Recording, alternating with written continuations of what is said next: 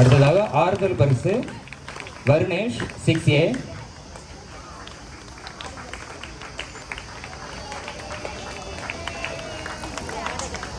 Mohammed சபியான் 6A, Naresh 8B,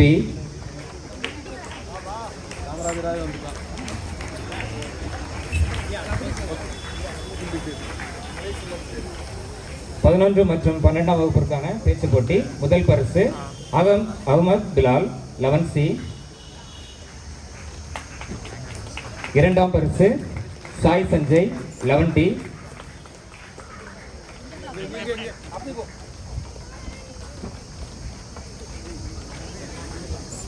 மூன்றாம் பரிசு Salman Sharif 12D. கட்டுரை போட்டி 6 முதல் 8ஆம் வகுப்பு வரை. முதல் பரிசு ரஞ்சித் 8A, இரண்டாம் பரிசு தீபக் 7A,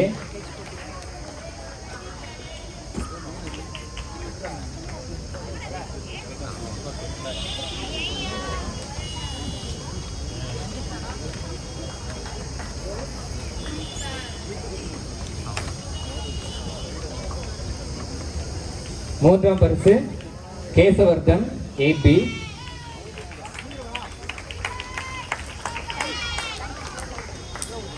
ஒன்பது மற்றும் 10ஆம் வகுப்பு கட்டுரை போட்டி. முதல் பரிசு இம்ரான் அகமது 9A,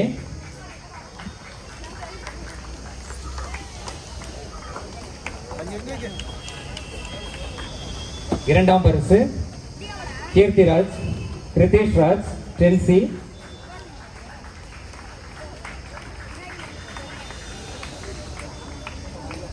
மூன்றாம் பரிசு சபரீஷ் 9B,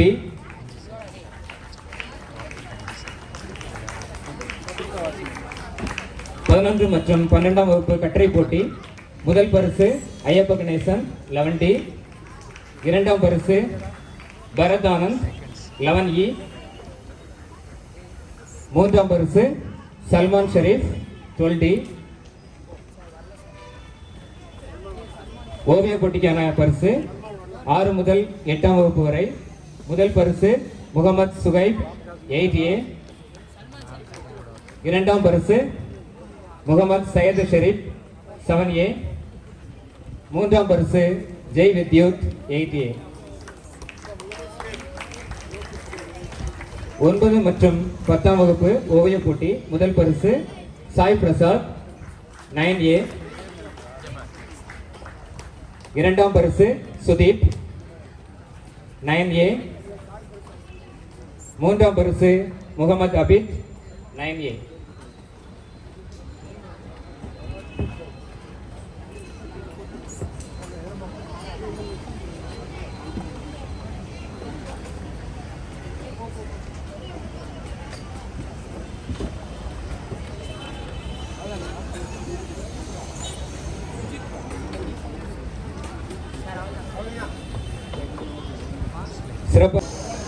இவ்வையகத்தில் வாழ்ந்து மறைந்தவர்கள் 1 கோடி பேருண்டு.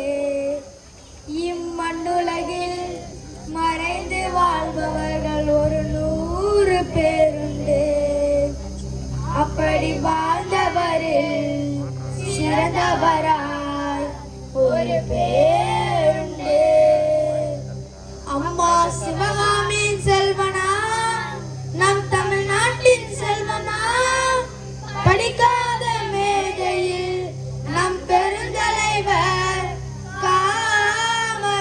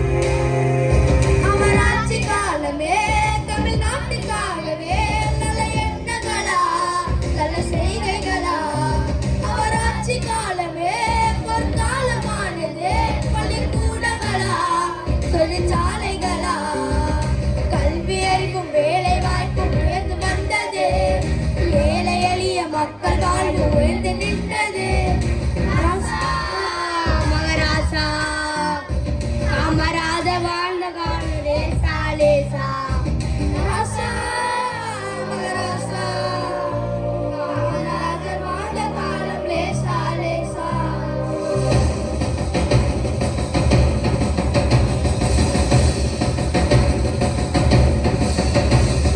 கர்ம வீரரே கர்ம சீரரே மக்கள் வழிந்து வாழறங்க காமராஜரே மனித நேரரே நல்வாழ தோழரே நாடு போக்கு நல்லவங்க காமராஜரே தலைவர் தலைவர் நம் காமராஜரே முதல்வர் காமராஜரே அறிவுக்கும் தலைவர் நம் காமராஜரே அறிஞருக்கும் அறிஞர் நம் காமராஜரே வலியவர்க்கு வலியவர் கர்ம வீரரே கர்ம சீரரே மக்கள் மனதி வாழறங்கம் காமராஜரே மனித நேரரே நம்மை வாழும் தோழரே நாலு போக்கு நல்லவங்கம் காமராஜரே ஓ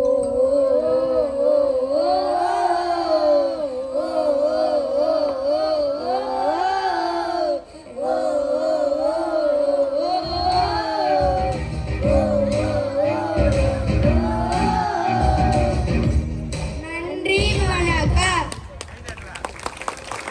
அவர்களே மற்றும் சிறப்பு விருந்தினர் அவர்களே, என் ஆசிரியர் பெருமக்களே மற்றும் என் அருமை நண்பர்களே, உங்கள் அனைவருக்கும் என் அன்பான வணக்கத்தை நான் தெரிவித்துக் கொள்கிறேன். இன்று நாம் போற்றி வணங்கும் மாபெரும் தலைவர், படிக்காத மேதை, கர்ம வீரர் என்று மக்களால் அன்போடு அழைக்கப்படும் பெருந்தலைவர் காமராஜரை பற்றியும் அவர் ஏன் ஒரு முன்மாதிரி தலைவர் என்பதை பற்றியும் உங்களுடன் சில வார்த்தைகளில் பகிர்வதில் பெரும் மகிழ்ச்சி அடைகிறேன். இன்று நாம் கல்வி புரட்சியின் தந்தை காமராஜர் முறையான பள்ளி படிப்பை படிக்காதவராக இருக்கலாம். ஆனால் தமிழக மக்களின் அறியாமையிலே நீக்க நினைத்த ஆக சிறந்த மேதை. ஒரு நாடு முன்னேற வேண்டுமானால் அதற்கு முதல் படி கல்விதான் என்பதை அவர் ஆழமாக நம்பினார். அவர் ஆட்சி பொறுப்பிற்கு வந்தவுடன் செய்த முதல் வேலை மூடப்பட்டிருந்த ஆயிரக்கணக்கான தொடக்க பள்ளிகளை திறந்ததுதான். பள்ளிக்கு வரும் குழந்தைகளுக்கு வறுமை ஒரு தடையாக இருக்கக்கூடாது என்பதை சிந்தித்து இந்தியாவிற்கே முன்மாதிரியாக அவர் கொண்டு வந்த திட்டம்தான் மதிய உணவு திட்டம். பசியோடு இருக்கும் ஒரு குழந்தையால் ஒருபோதும் படிக்க முடியாது என்பதை உணர்ந்து ஏழை குழந்தைகளின் பசியாற்றி அவர்களை பள்ளிக்கு வரவழைத்தார். இன்று நாம் அனைவரும் கல்வி கற்று இந்த உயரிய இடத்தில் இருப்பதற்கு அன்றே அவர் விதைத்த விதைதான் காரணம். காமராஜர் அவர்களுடைய வாழ்க்கை நமக்கு கற்றுத்தரும் மிகப்பெரிய பாடம் எளிமை மற்றும் நேர்மை. 9 ஆண்டுகள் ஒரு மாநிலத்தின் முதலமைச்சராக இருந்த ஒரு மனிதர் தனது தாயாருக்கு கூட அரசு பணத்தையோ அதிகாரத்தையோ பயன்படுத்த அனுமதிக்கவில்லை. அவர் மறைந்த போது அவரிடம் இருந்த சொத்துக்கள் என்னவென்று தெரியுமா? சில ஜோடி வேட்டி சட்டைகள், ஒரு சில புத்தகங்கள் மற்றும் 100 ரூபாய்க்கும் குறைவான பணம் மட்டுமே. அதிகாரமும் பதவியும் கையில் இருந்தும் தன் சுயநலத்திற்காக ஒரு பைசா கூட சேர்க்காத மாசற்ற தூய்மையான அரசியல் தலைவர் அவர். அதனால் தான் அவர் இன்றைய தலைமுறையினருக்கும் ஒரு மிக சிறந்த முன்மாதிரி தலைவராக திகழ்கிறார். அவருடைய ஆட்சி காலம் தமிழகத்தின் பொற்காலம் என்று அழைக்கப்படும். கல்வி மட்டுமின்றி தமிழகத்தின் விவசாயமும் தொழில்துறையும் முன்னேற பல முக்கிய அணைகளையும், மேட்டூர் கால்வாய் திட்டம், பவானி சாகர் அணை, பரம்பிக்குளம் ஆலியாறு திட்டம், நெய்வேலி பழுப்பு நிலக்கரி நிறுவனம், பெரம்பூர் ரயில் பெட்டி தொழிற்சாலை போன்ற பிரம்மாண்டமான தொழில்துறைகளை உருவாக்கினார். சுயநலமற்ற சேவை, தொலைநோக்கு பார்வை, எளிமையான வாழ்க்கை, ஏழைகள் மீதான கருணை, இவை அனைத்தின் வடிவமாக வாழ்ந்தவர் காமராஜர். அவர்களை போன்ற தலைவர்களை வெறும் மறக்காமல் அவர்களின் நேர்மையையும் உழைப்பையும் நம் வாழ்வில் கடைபிடித்தால் அதுவே நாம் அவர்களுக்கு செய்யும் நன்றி கடன். வாழ்க காமராஜரின் புகழ், வளர்க அவரது கல்வி பணியும். வாய்ப்பளித்தவைக்கு நன்றி கூறி விடைபெறுகிறேன். நன்றி, வணக்கம். ஸ்கூலுக்குலாம் ஒன்றும் போக தேவையில்ல. ஸ்கூலுக்கு பண்ணினா மத்தியான சாப்பாட்டுக்கு என்ன பண்ணுவேன்? அம்மா நான் தயவு செய்து ஸ்கூலுக்கு போயிட்டு வரேம்மா. நான் படிச்சு பெரிய டாக்டரா வருவேன். அதெல்லாம் ஒன்றும் தேவையில்ல. அம்மா நான் தயவு செய்து பள்ளிக்கூடத்துக்கு போயிட்டு வரேம்மா. நீ வீட்டு சூழ்நிலைய புரிஞ்சுக்காம நீ பேசிக்கிட்டு இருக்க. போ அப்படிக்கா.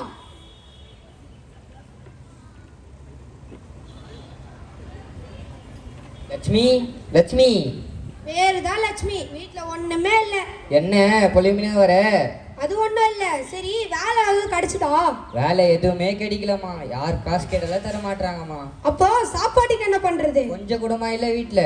கொஞ்சம் கூட இல்ல. சே, குமர ஏன் அழுத்துட்டு இருக்கான்? அவனுக்கு வேற வேலை இல்ல. அவன் பள்ளிக்கூடத்துக்கு போனோமா? பள்ளிக்கூடமா? குமரா, குமரா வாப்பா. என்னப்பா இவரு?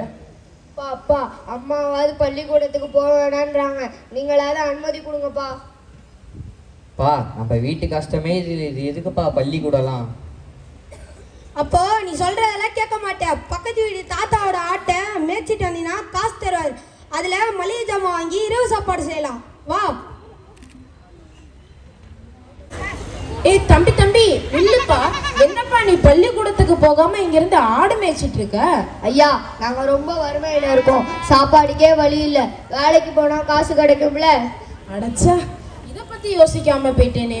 பிள்ளைகள் மதியம் சாப்பிடாம உட்கார்ந்து படிச்சா படிக்கதான் முடியுமா? இல்ல படிக்கிறது தான் மண்டையில ஏறுமா? சபாநாயகம் இங்க வாரம். சொல்லுங்க ஐயா. சபாநாயகம் இங்க வாரம். சொல்லுங்க ஐயா. மதியம் பள்ளிக்கூடத்துல சோறு போட்டா பிள்ளைகளோட வரத்து அதிகமாகும்ல? ஆமா ஐயா. மதியம் பள்ளிக்கூடத்துல ஒரு பிள்ளைக்கு வயிறார சோறு போடணும்னா எவ்வளவு செலவாகும்? 19 பைசால இருந்து 20 பைசா செலவாகும் ஐயா.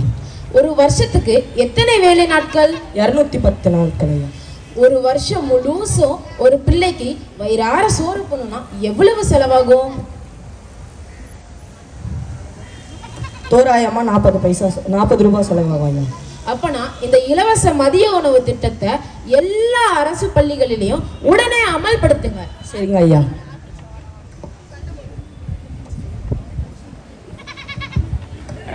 நல்ல சவுண்டு கொடுத்தான் சார். சூப்பராக கொடுத்தான் சார்.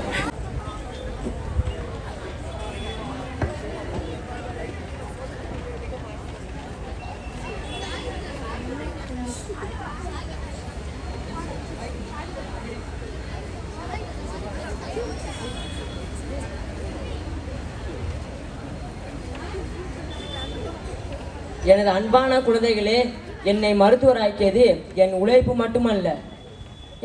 மட்டுமல்ல பசி இல்லாமல் படிக்க வைத்த கர்ம வீரர் காமராஜரின் அன்பும் தான். பல ஆண்டுகளுக்கு முன்பு நானும் குடும்ப சூழ்நிலை காரணமாக பள்ளிக்கு செல்ல முடியாமல் மாடு மேய்த்து கொண்டுதான் இருந்தேன். அப்பொழுதுதான் கர்ம வீரர் காமராஜர் அவர்கள் மதிய உணவு திட்டத்தை கொண்டு வந்தார். அதனால் தான் நான் இப்பொழுது உங்கள் முன்னால் ஒரு மருத்துவராக இங்கு நின்று கொண்டிருக்கிறேன். குழந்தைகள் பசியுடன் இருக்கக்கூடாது. அவர்கள் பள்ளிக்கு செல்ல வேண்டும் என்பதற்காக பள்ளிகளின் எண்ணிக்கை அதிகரிக்கும், மாணவர்களை கல்வி நோக்கி ஈர்க்கவும் பல முயற்சிகளை மேற்கொண்டார். குழந்தைகளே, ஒரு மருத்துவராக நான் சொல்ல விரும்புவது என்னவென்றால், கல்வி என்பது ஒரு மனிதனின் வாழ்க்கை மட்டுமல்ல, அவனது உடல் நலம், குடும்பம் மற்றும் சமூகத்தின் முன்னேற்றத்தை உயர்த்துகிறது. கல்வி கற்றவர்கள் நோய்களை பற்றி விழிப்புணர்வுடன் இருப்பார்கள், சுகாதாரத்தை பேணுவார்கள், ஆரோக்கியமான சமுதாயத்தை உருவாக்குவார்கள். எனது அன்பான குழந்தைகளே, கர்ம வீரர் காமராஜர் நம்மளுக்கு கற்றுக் கொடுத்த மிகப்பெரிய பாடம் நேர்மை, எளிமை, சேவை மனப்பான்மை. நீங்கள் ஆசிரியர், பொறியாளர், விஞ்ஞானி, மருத்துவர் போன்ற எந்த துறையில் உயர்ந்தாலும் மனித நேயத்துடன் மக்களுக்கு சேவை செய்வதே சிறந்த வெற்றியாகும். இன்று இந்த காமராஜர் பிறந்த நாளில் நாம் அனைவரும் ஒன்றாக சேர்ந்து நன்றாக படித்து நல்ல ஒழுக்கத்துடன் வாழ்ந்து பயனுள்ள குடிமக்களாக உருவாக உறுதிமொழி ஏற்போம். பசியை போக்கி கல்வி வளர்த்த தலைவர் கர்ம வீரர் காமராஜர். கல்வியே நாட்டின் உண்மையான செல்வம். வாழ்க காமராஜர், வளர்க அவர் புகழ். நன்றி, வணக்கம்.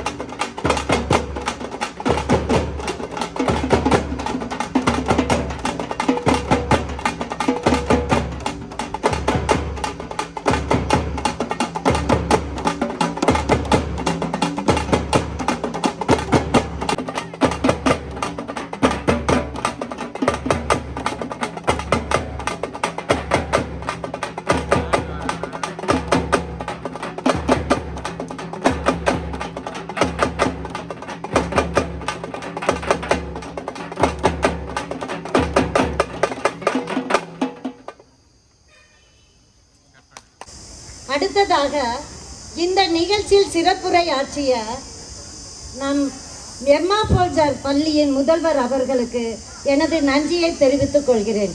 அருமையான பிள்ளைகளே, எம்மா போல்ஜார் தலைமை ஆசிரியர் பேசும் பொழுது உங்களுக்கு ஒரு காரியத்தை உணர்த்தினார்கள், இல்லை ஊட்டினார்கள் என்றே சொல்ல வேண்டும்.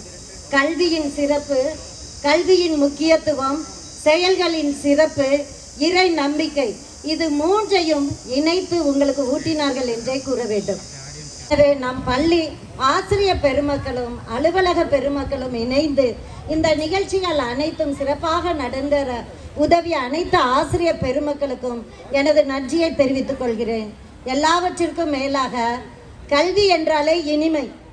இந்த இனிமையை உங்களுக்கு உணர்த்துவதற்காக இன்று இனிய சர்க்கரை பொங்கல் வழங்கப்படும். அதற்கு ஸ்பான்சர் பண்ணிய நமது டார்த்தி மிஸ் அவர்களுக்கு எனது நன்றியை தெரிவித்துக் கொள்கிறேன்.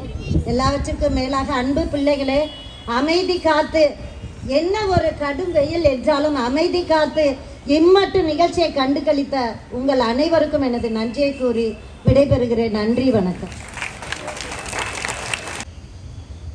இந்த விழாவில் நடைபெற்ற ஒவ்வொரு நிகழ்வுகளையும் மிக நேர்த்தியாக வடிவமைத்தது, அதை மாணவர்களை வைத்தே திறம்பட அதை வெளிக்கொணர்ந்தது. சரியான மாணவர்களை தெரிந்தெடுத்து சரியான முறையில் அவர்களுக்கு பயிற்சி கொடுத்து எந்த விதமான தொய்வுமின்றி மிகுந்த அழகாக இந்த நிகழ்ச்சிகளை இங்கே அரங்கேற்றியது. இதெல்லாம் ரொம்ப சிறப்புடையது. ஆகவே அனைத்து ஆசிரியர் பெருமக்களுக்கும் நம்ம கைத்தட்ட வேண்டிய கடமை நமக்கு இருக்கு. எல்லாரும் கைத்தட்டாமா? இந்த சிறப்பு நிகழ்ச்சிகளை இங்கே வழங்கிய மாணவர்களுக்கும், குறிப்பாக அந்த காம்பியர் பண்ண மாணவர்களுக்கும், ஏற்பாடுகள் செய்த அனைவருக்கும் என்னுடைய நன்றி. குறிப்பாக இந்த ப்ரோக்ராமை கோஆர்டினேட் பண்ண 2 டீச்சர்ஸ். ஒவ்வொரு நிகழ்வுகளுக்குமே பார்த்தீங்கன்னா கோஆர்டினேட்டர்ஸ் இருப்பாங்க. ஏற்கனவே நம்ம இன்வெஸ்டிடியூர் செரிமனி கண்டக்ட் பண்ணோம். அதில் ஜான் மார்சல் ஆசிரியரும் திருமதி டெய்சி வயலட் அவர்களும் அதில் ஒருங்கிணைப்பாளர்களாக கோஆர்டினேட்டர் சார்ந்து மிக சிறப்பாக ஒரு குட் ஸ்டார்ட் கொடுத்தாங்க. அருமையான பொறுப்பு ஆசிரியர்கள் 2 பேர் இருக்காங்க. ஒன்று முனைவர் டார்த்தி செல்வமேரி, இன்னொன்று பார்த்தீங்கன்னா தமிழாசிரியர் திருமதி பத்மா அம்மையார் அவர்கள். இருவருக்கும் நம்முடைய சிறப்பு விருந்தினர் கரங்களால் அவர்களை பாராட்டும் வண்ணம், அவருடைய தலைமைத்துவம் ஒருங்கிணைப்பு பணியை பாராட்டும் வண்ணமாக அவர்களுக்கு சால்வை அணிக்க விரும்புகிறேன். ஸோ நம்முடைய சிறப்பு விருந்தினர் அம்மையார் அவர்கள் இருவருக்கும் சால்வை அணிப்பார்கள். இருவரும் மேடைக்கு வரும்படி அன்போடு கேட்டுக்கொள்கிறேன்.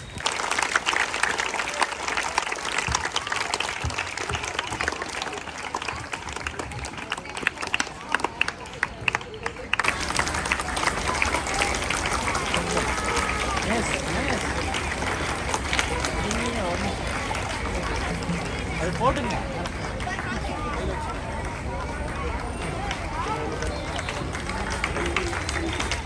சரி.